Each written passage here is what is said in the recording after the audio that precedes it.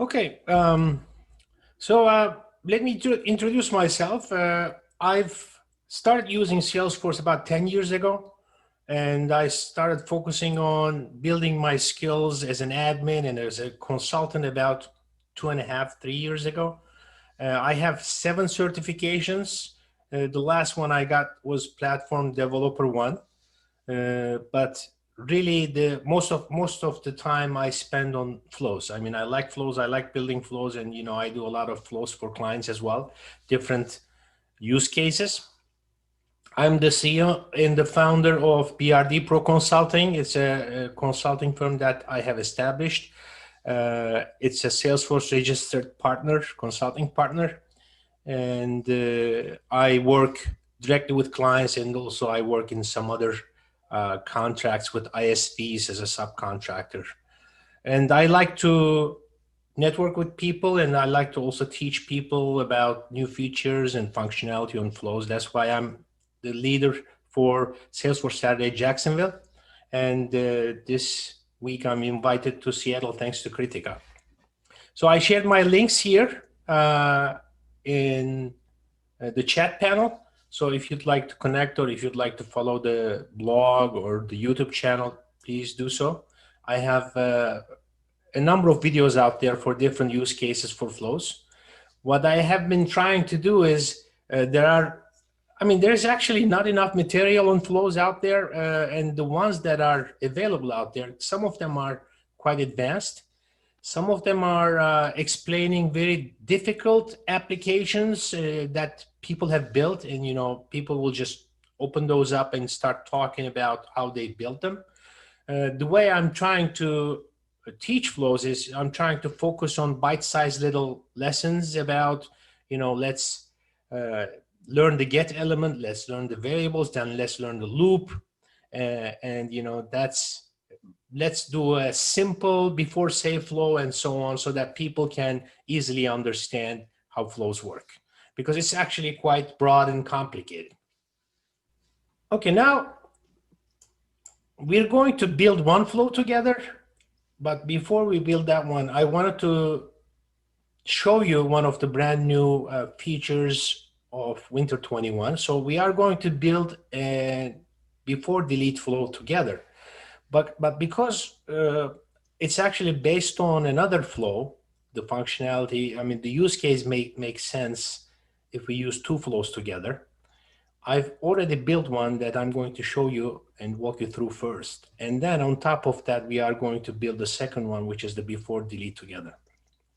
So let's talk about some fundamentals and basics before we do that. This is a flow that's going to total the amount on all the opportunities related to an account. Okay, but why would we do that? Before we go into that, now we have admins and we have aspiring admins participating today. If you wanted to calculate the value on a record, what type of features and functionality you have available to yourself? Rollup summary field. I'm sorry? Rollup summary field. Rollup summary fields. Rollup summary fields are very popular. And we have also formula fields we can use, right? And we can also use automation, and we can use code to update those fields based on some other fields, right? So when we're talking about rollup summary fields, to be able to use rollup summary fields, what kind of relationship do you have to have between 2 objects? Master detail. Exactly. So these are popular questions, by the way, on multiple exams in Salesforce. Now, when I want to build something based on several objects and fields, I love to go to Schema Builder and look at those visually. This is a great tool that I use, usually not building stuff, but I just want to go and select the objects that I'm working with, and go and see the fields and their relationships on here. Now, we are dealing with opportunity for this use case, and we want to understand how it is related to the account, right? So I have actually a connection here, and that's a lookup relationship from opportunity to account, which is the account name, right? And then I have another relationship. If I'm using the partner account functionality, I have another relationship for that. That's also a lookup relationship. So if I wanted to total the number of amounts, the number of opportunity amounts and write them to account, master detail is not going to be a solution for me, right? Right. So what can I do? I can build automation to do that. So this is a flow that I built. This is a start element that we got, I think, with the previous release, which we used to only have this small arrow pointing to the right, or the play button, as you would call it. Now we have more explanation here that shows what this flow does. Now this is a record triggered flow, and it's going to run when a record is created or updated, and it's going to run after the record is saved. Which object is this going to run on? It's going to run on opportunity. That's where I define the object. And I can have conditions as we have just reviewed, but in this case, I did not define any conditions. So it's going to run on all opportunities that are created or updated. So what I need to do is I need to get the opportunity, and the opportunity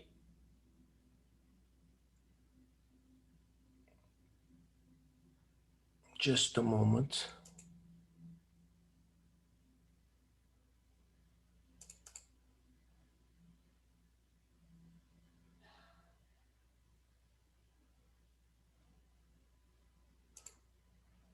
Yes, I need to get, what I need to do for this flow is I need to get all the opportunities that are associated with the same account that the flow gets triggered on, right? So what I need to do here is I need to build a get element, and the get element is getting all the opportunities. And the condition for that is the account ID on the opportunity equals to the $record account ID. And the $record account ID is the account ID that belongs to the opportunity that triggered the flow. So I'm going to get all the records, and I'm going to automatically store all those fields in a record variable. Now, for the less advanced, let me just explain what's happening here very briefly. What is a record variable? This is a very important topic. If you don't know very well, you might get easily confused here. Now, when we're talking about variables in flow, variables are pretty much containers, right? And do you see the slide that I'm showing right now, the universal containers? Okay, no problem. Now, the way I explain this is we have containers, and in these containers, we can store different objects, different values, let's say. In this example, we have a corkscrew with a wooden handle, and we could store a corkscrew with a plastic handle. We could store another corkscrew with a red handle or a yellow handle, whatever. So they are going to be all corkscrews, but they could be different ones. So a variable is defined based on what type of value we are going to store in that variable. So this can be a text variable, this can be a currency variable, it can be a Boolean variable. So we have to store only those types of values inside the variable. But if we're talking about a text variable, this text variable could have apple, meaning apple text. It could have oranges, oranges text. So as long as the type fits, we could carry, we could store, we could use and reuse, we could calculate and process many values in those variables. And when we're talking about collection variables, we have a collection of these variables of the same type. And they could be n of those. There could be n of those in that collection. But like I said, the first one could be this corkscrew, the other one could be red, and the third one could be green. In this picture, I picture them all the same, but they are usually obviously different of the same type, different values of the same type. And when we're talking about record variables, we're talking about a contact record, an opportunity record, and we are going to have a set of fields that are defined in those records. And those fields, those variables, are going to carry different values. So this could be right here your opportunity name, this could be your opportunity amount, and this could be your opportunity stage. And you can carry all these values in those different fields and variables, but they are going to come as a set. So you are going to have a set of fields that belong to that record stored and processed together. And if you have a collection record variable, you have actually multiple of these n times that you're storing and processing. So what we are doing here, we just got and get for the programmers of you, get is your SQL command. So we are actually getting n number of opportunity records, and we are storing all the fields for those opportunity records, which means we got just ourselves a collection record variable. Now, with previous versions of Flow, you had to create your variable yourself and store that information. Now we don't have to do this. We are automatically storing all fields here. And now we want to loop through those. We don't know how many they are. We don't need to know. We can just tell Salesforce Flow, I want to loop through the collection variable, which I just got in get opportunity step. So when I start typing get opportunities in here, it's going to actually autofill. It's going to show me that that's available to me from first item to last item. And then what I'm going to simply do is Andy, can you show where the results of the get records, where did you store that variable name opportunities? Well, that's the beauty of it. Now here, look, here, what I could have done, what I would have done if I was, what I would have done 2 releases ago is I would have said, I want to choose fields and let's, where is that? All records. Yes, I would have chosen this, choose fields and assign variables advanced, right? Okay. And then in that step, it's going to tell me, look, you know, you said you wanted multiple values, so you need to create a record collection variable. So I would create a new resource.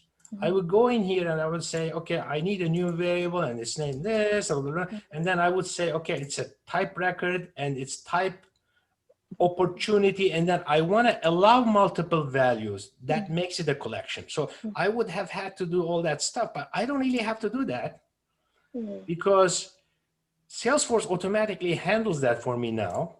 So when I go here and I want to loop, and I want to select what I want to loop on, the only thing that's available to me is the record collection variable, because it's looking for a record collection variable. It's this right here, which is auto-generated. Gotcha. Okay. Was I able to explain all that? No, perfect. Yeah. Well, do we have any other questions? Because this is a little bit advanced, but I just don't want to lose everybody. So I did have a question, Andy. Yeah, go ahead. Is there a way we can do a null check on the list that is retrieved from the from your get? That's a very good question. Now, first of all, let's go back to your fault discussion, right? So I am able to do fault lines. So this is where I'm adding the fault path. So that's one way I can deal with fault. So that's one way of doing it. The other way is there is actually a way you can get the count of how many records are in the collection. Let me try and remember that one. Yeah, no, I remember doing that earlier, but I thought it was a configurable option right now in the get records where we, if it is null, we could do it. No, unfortunately, in the get step, there are only a couple of options where we are presented a checkbox that says assign a null value if you don't get any results. And I use that a lot, but Okay. this is not one of them. Once you do the collection, you don't get presented that option. So for example, if you... Yeah, we could like probably have a decision block after that saying. Yes, that's how you usually handle that. You look at the number of records that you got, and you look at the count, and if the count is 0, then you'll do something else, right? Yeah, yeah. Okay, I just was curious if they had automated that also. Yeah, they don't make everything very easy. Not So, yet, not yet. Yeah. Let me just get out of this. I don't want to save it like this one. Let me just go back in. Okay, total opportunity amount. Yeah, it's interesting to me how much they're trying to get the flows to be similar to the code in the back end. Like slowly, they're trying to add functionalities to do that. Yeah. I'll tell you where a lot of coders like float is flow is, testing is easier, obviously. You don't need the test classes and whatever if you test well in your sandbox. And sometimes you can even do stuff in production unless it's something that's going to create a lot of problems. If it's isolated, you can even build that way. So it makes things a little bit faster. So we are looping through this collection variable right here. So this is going to run, let's say we got 5 opportunities. This is going to run 5 times, right?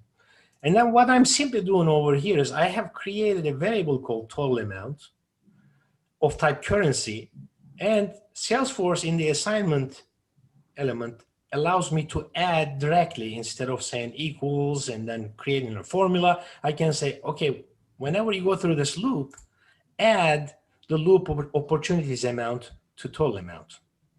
How did you get that loop opportunity amount? Was that yeah, good question.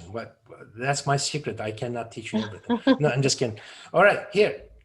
This is what you do. Now, when you go in here, so first of all, let's go back here. So once you do this, like I said, this is a rather new functionality where we don't have to, we also used to have to create our own variables to be able to loop through them. We don't do that now. So it says in here, to use the current item in other elements in the loop, use the API name of the loop element.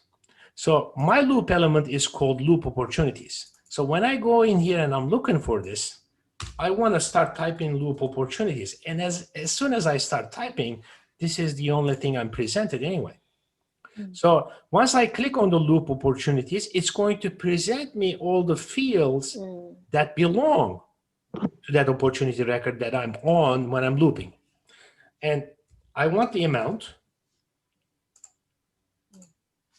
And you can see why some people don't like this new presentation with the pills, because it actually makes things longer and it gets truncated. It's harder to see sometimes. But if you click on it, you're going to get the old notation as well.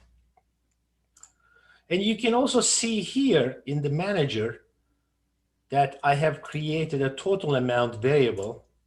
And this total amount variable is type currency with 2 decimal places.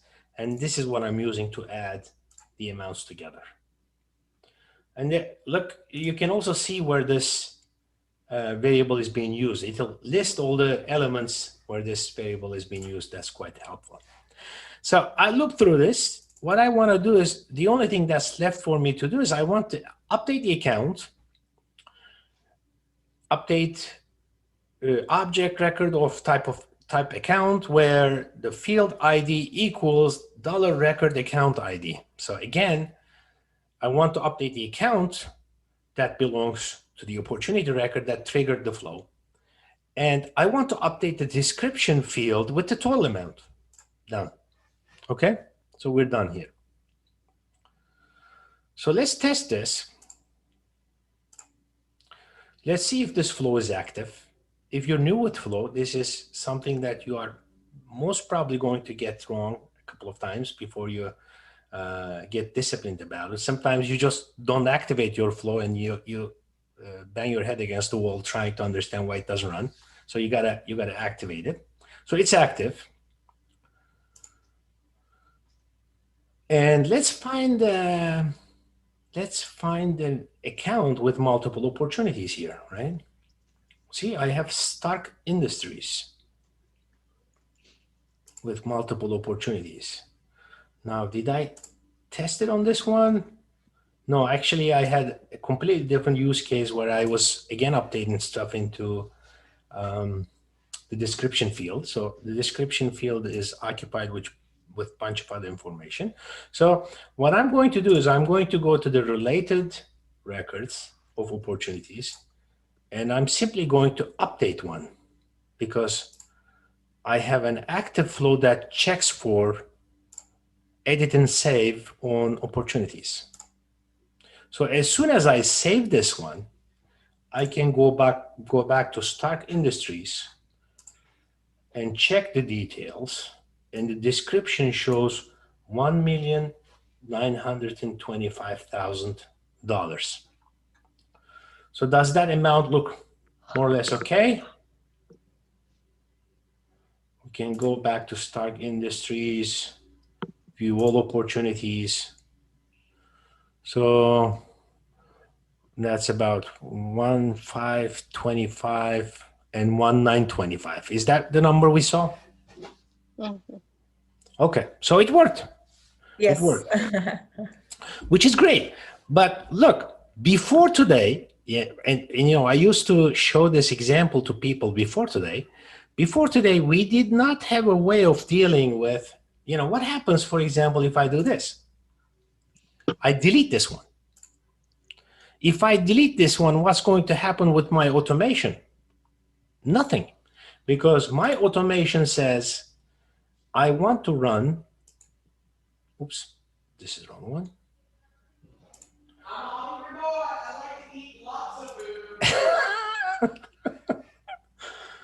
Okay, so my flow here says I want to run this flow only when a record is created or updated, and it's running on opportunities. So if I delete an opportunity, it's not going to do anything, right? So I have to mitigate this, or I have to build functionality to account for that. What I can do now with the Winter 21 functionality is I can actually create another flow that is triggered based on delete. And that one we're going to build together. So let me just go ahead and deactivate this one. Andy, can I ask a question? Yes. So when you have when you're inserting, say, 100 opportunities in a bulk, is this going to run once for every opportunity, or is there a way to bulkify this?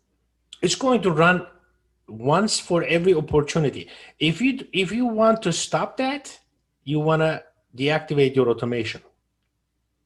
Okay, and then run it once to calculate the final. Yeah. So these use cases are actually use cases where you don't want to. I mean, this is probably not a use case you want to apply in an instance with 1,000 users, multi-locations or something. It's going to bring the whole instance down to its knees. So Yeah. it's just an example. Mm-hmm.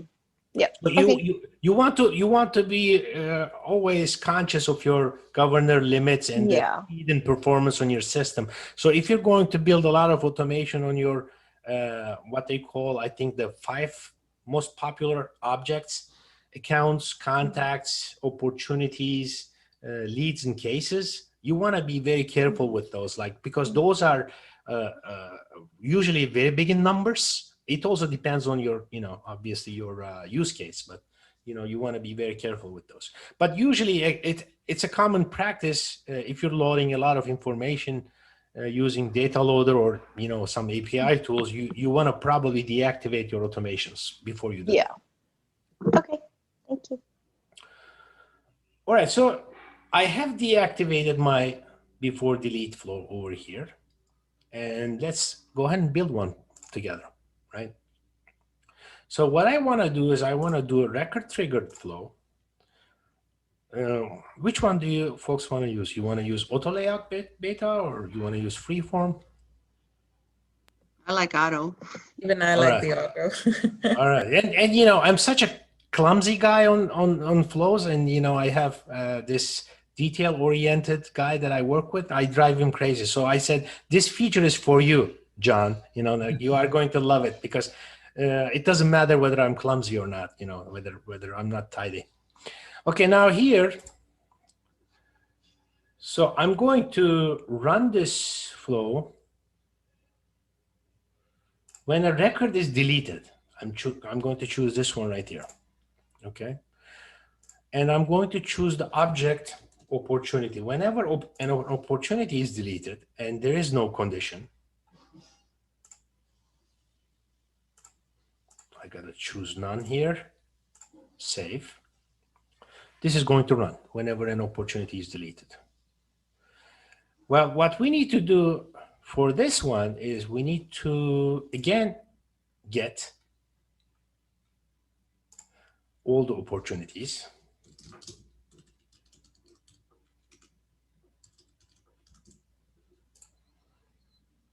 Object opportunity. Our condition is going to be that the account ID on the opportunity equals, and this is how you choose the dollar record fields.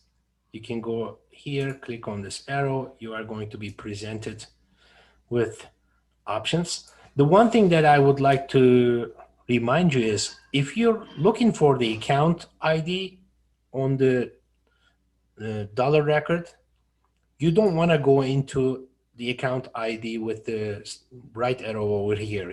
This is going to give you all the fields of the account, and ID is listed also as one of them, but you don't need to do that. You can just go ahead and scroll down and get the account ID right here.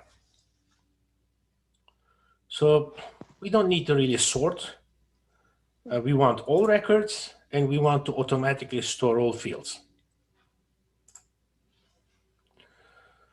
Another good and efficient exercise could have been also to just store the amount, because that's what we're dealing with. But right now, efficiency is not a topic over here on this example. So now we want to loop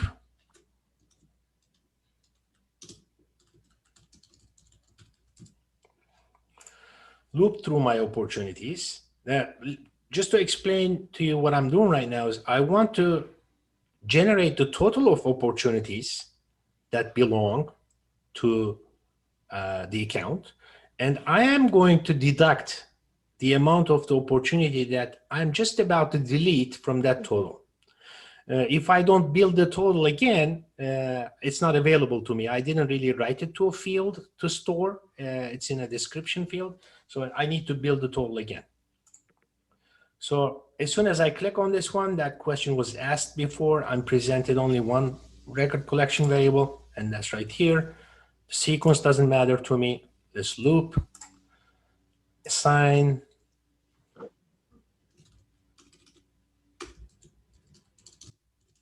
total. I'm going to create a new resource right here, and it's going to be a variable called total amount, data type, currency, 2 decimal. So yeah, that's fine with me. No default value. And I'm going to choose add the current item from loop amount. My loop is built. And now, as soon as the loop is done, the total amount is already calculated. Now, what I need is another assignment step, which is deduct last amount. Let's call it that. And then again, what I'm dealing with is the total amount value. This time I want to subtract dollar record amount from the amount, from the total amount. All right. So were you able to follow that? Are we good? Mm-hmm. All right, save, flow, before delete, Seattle. And did you, Yes. I was going to say, do we need to update the account? Oh, yes, of course. Thank you. Thank you very much. One small thing. Yes. Thank you. Yes, we need to update records. Update account.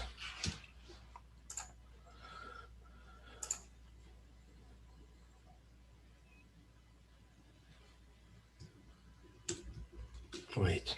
Specify conditions. Object account.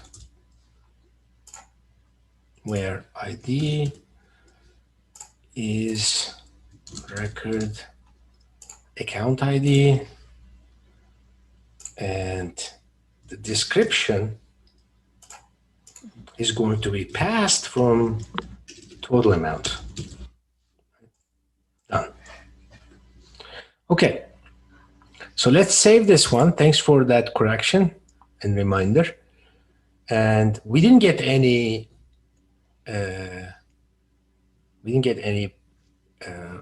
error messages. We have a debug button here, but debug button is not going to do anything. I don't even know why we have a debug button in record triggered flows, because we can't really debug those in here. So let's activate. So now we have two flows active on opportunities. Let's sort by active flows. These are some flows that came, I think, from a managed package. There's total amount before delete, opportunity size on canvas. That's the, we have actually two total amount opportunity running. We might want to deactivate one of those. Account summary and decision opportunity. Just let me just do this.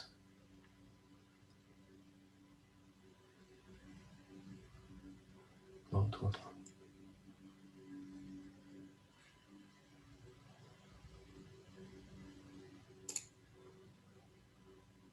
Did we save it?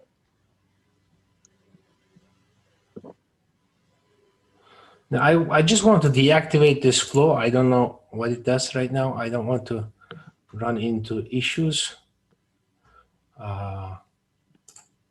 What was the question? Oh, no, that's okay. No question. Okay, so let's go back to our example over here. We were on Stark, right?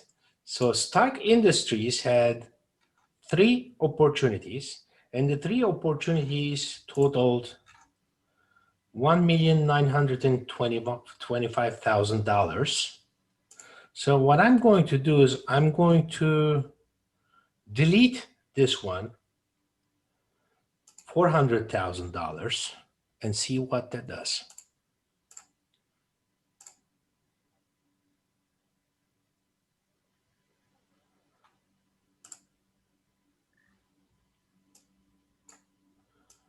So I think I overcame the curse of live demos, folks. It worked. This is awesome. Yeah. So now what I can do is I can go back and forth, add stuff, delete stuff. This is going to stay current. Now, obviously, if you wanted to do this, you want to create a dedicated field on the account to store this. But I like to do my demos on all standard fields so that folks, whenever they are trying, they can just do it themselves without having to create dedicated fields for things. Okay, so any questions? Very nice, Andy. Very nice. Amazing demo. Yeah, this was really, really great.